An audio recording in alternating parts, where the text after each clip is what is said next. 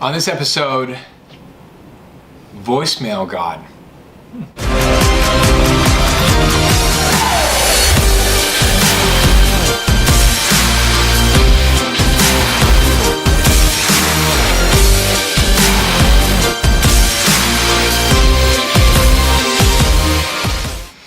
Hey everybody, welcome back. This is the quarter show and we're talking about voicemail or voicemail God.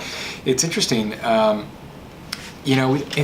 kind of a tactical show. We're going to go a little tactical here because it's a little bit more about tactics as opposed to like a higher level thing that we talk about sometimes or conceptually talk about. But just from a tactics standpoint, whether you're a CEO or in sales or salesperson or whatever,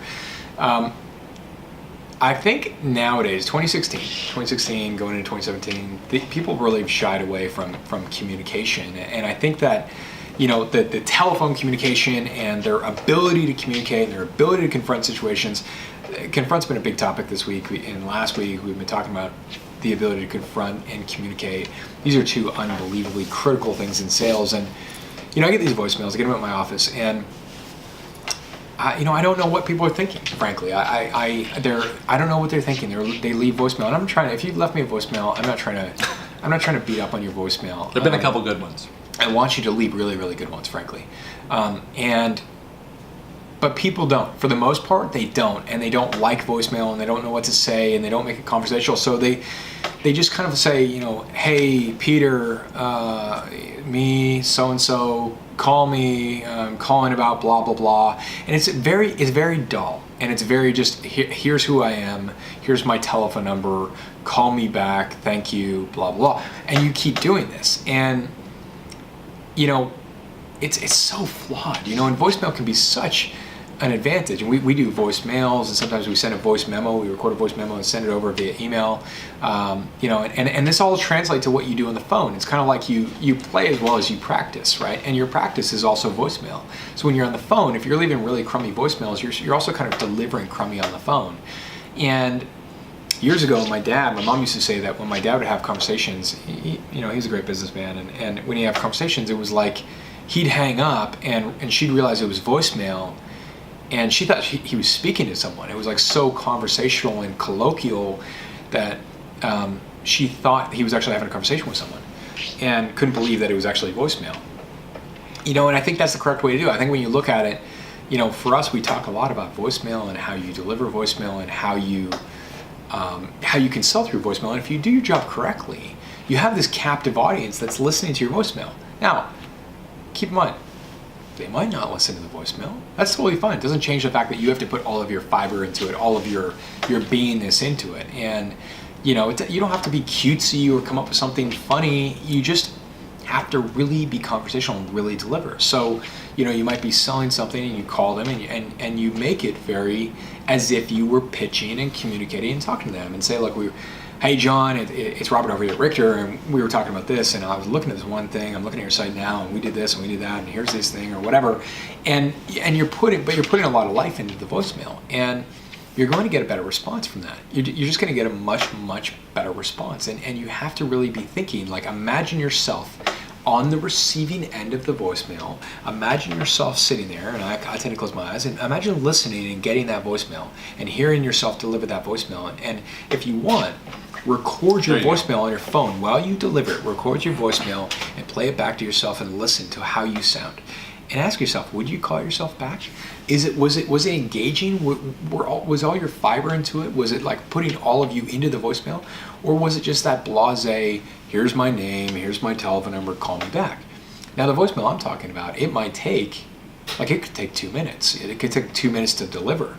That's a long voicemail, but if you did that every single day and you put that kind of care into every single voicemail, it really matters and it works. And you know what, people listen to it. If they listen to a 2-minute voicemail of you putting everything into it, and a lot of people are pretty courteous, frankly. A lot of people are actually pretty polite, and some people just delete, right? So they just delete, but a lot of people don't. And if you get a good start into your voicemail and you're 10 seconds in, there's a good chance that you're going to keep their attention and they're going to listen to the whole thing. Like, okay, you go through the whole thing, and you have somebody who now is captive and they can listen to the entire voicemail and you know, they might not call you back, but they might just fire off a quick email to you. Hey, just got your voicemail, you know, and now you've taken a sales call and you've driven it down to like a 2-minute constraint.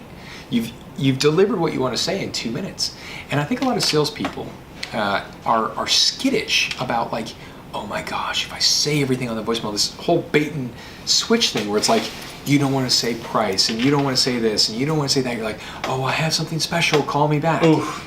It's like, nobody likes that. You don't like it, they don't like it. Be transparent, be authentic, and deliver a fantastic voicemail, and put it all on the table, okay? If they don't call you back, like, leave another great voicemail. And by the way, and I know I'm going on a rant here, but, you know, that might mean that you have to leave 10 voicemails for the same person at that same level. They don't like drop off. You don't do like one great one and then you just plumb it off and the rest are crap, right? They all have to be at that level. All 10 consistently at that level. And after a while, you know, people call you back and everything's like that, and they're busy and distracted and doing whatever they're doing, and it doesn't matter. The point is, it matters what you do, and it matters that you care enough to put all of your fiber, all of your beingness into even something as simple as your voicemail. Because I have like, I just went through and deleted a bunch. I get boatloads of really crummy voicemails, and some are like quiet.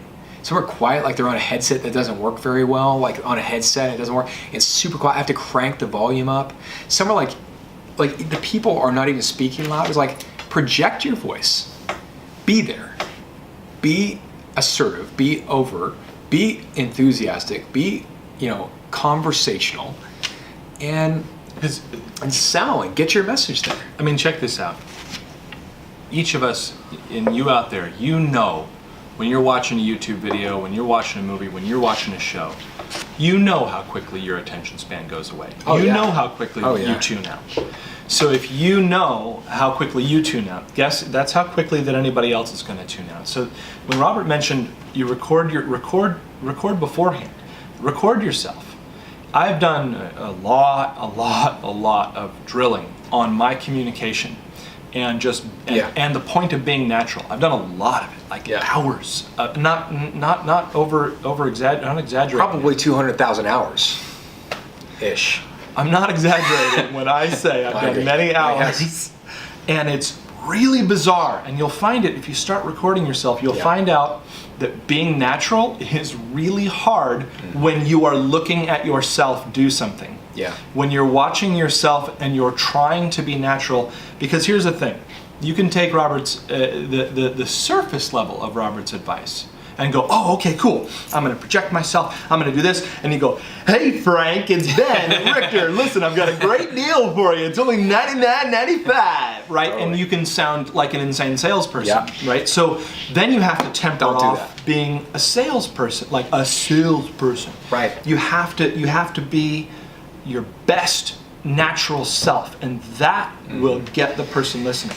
Be yourself. So like he said, it's a super valid point. By the Hard way. to do. It is hard to do. Be yourself. That's one of the reasons in hockey camp I was a goalie, and they did the video. So they videotape you, and I swore up and down, like my legs were a certain way and I was positioned a certain way. Swore up and down, and then they play the video, and you're like, how could that be?